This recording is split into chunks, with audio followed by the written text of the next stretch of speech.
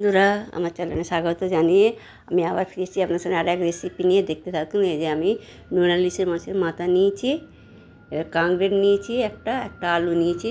এই মাছের মাথা দিয়ে কাঁকড়েল দিয়ে আমি রান্না করব, আপনারা দেখতে থাকুন। এবারে এগুলো আমি পরিষ্কার করে নেবো, কাঁকড়েলটা কেটে নেবো, আলুটা কেটে নেবো, নিয়ে আপনাদের কাছে আবার ফিরে আসছি কিছুক্ষণ পর। এবার সব কাটা হয়ে গেছে দেখুন বন্ধুরা। এই যে কাঁকড়েলটা এইভাবে কেটে নিয়েছি সরু সরু করে, আর মাছের মাথাটা আমি ধুয়ে পরিষ্কার করে নিয়েছি। নোনা ইলিশ মাছ কিন্তু পরিষ্কার করে ভালো করে ধুতে হবে, নুন ভর্তি থাকে, নাহলে নুন লাগবে, খাওয়া যাবে না। ভালো করে ধুতে হবে। হয়ে গেছে সব কমপ্লিট আমার কাটা ধোয়া। এবার আপনাদের রান্নায় চলে এসেছি, রান্না করে গ্যাস জ্বালিয়ে কড়াই বসিয়ে দিলাম, অয়েল দিলাম, অয়েল গরম হয়ে গেলে মাছের মাথাটা দিয়ে উল্টে পাল্টে আমি ভেজে নেব ভালো করে। বন্ধুরা, আমার চ্যানেলে আসলে প্রথমে সাবস্ক্রাইব করে বেলকনটা ক্লিক করে আমার পাশে থাকবেন, যাতে নতুন নতুন রেসিপি সবার আগে আপনাদের কাছে পৌঁছে। মাছ ভাজা হয়ে গেছে, উঠিয়ে নিলাম।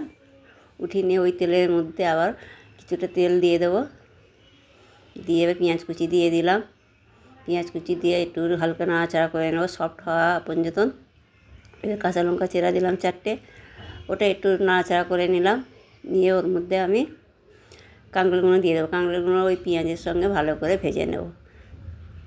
বন্ধুরা, আমার এই কাঁকড়েল নোনা ইলিশ মাছের মাথা দিয়ে রান্না করছি। যদি ভালো লাগে আপনাদের অবশ্যই লাইক করবেন আর কমেন্ট করবেন, বেশি বেশি করে শেয়ার করবেন ফ্যামিলির সাথে, ফ্রেন্ডের সাথে। এইভাবে আমার পাশে থাকবেন বন্ধুরা, যাতে আরও ভালো ভালো রেসিপি আমি দেখাতে পারি। ফেসবুকের যারা দেখছেন পেজটা ফলো দিয়ে দেবে, ফলো দিয়ে আমার পাশে থাকবে, যাতে নতুন নতুন রেসিপি সবার আগে আপনাদের নোটিফিকেশান চলে। স্বাদ অনুযায়ী লবণ দিলাম, লবণ দিয়ে আবার নাড়াচাড়া করে ভাজা ভাজা করে নেয়। ওর মধ্যে আলু দিয়ে দিয়েছিলাম, আলু দিয়েও নাড়াচাড়া করে ভাজা ভাজা করে নিয়েছি। এর লঙ্কা গুঁড়ো, হলুদ গুঁড়ো, জিরে ধনে গুঁড়ো দিয়ে ভালো করে কষে নেব। অল্প করে পানি দেবো, কষতে থাকবো। এইভাবে করে রান্না করে দেখবেন, অবশ্যই ভালো লাগবে। আমি যেভাবে করছি বন্ধুরা, এইভাবে স্টেপ বাই স্টেপ এইভাবে করে দেখবেন, অবশ্যই ভালো লাগবে। আর খেতে খুব সুস্বাদু হবে। ভালো করে কষবে, যতটা কষবে ততটা স্বাদ দ্বিগুণ বাড়বে বন্ধুরা। মেন কষা, মশলাপাতি কম দিলেও কোনো হয় না, কিন্তু কষাটা সবচেয়ে মেন।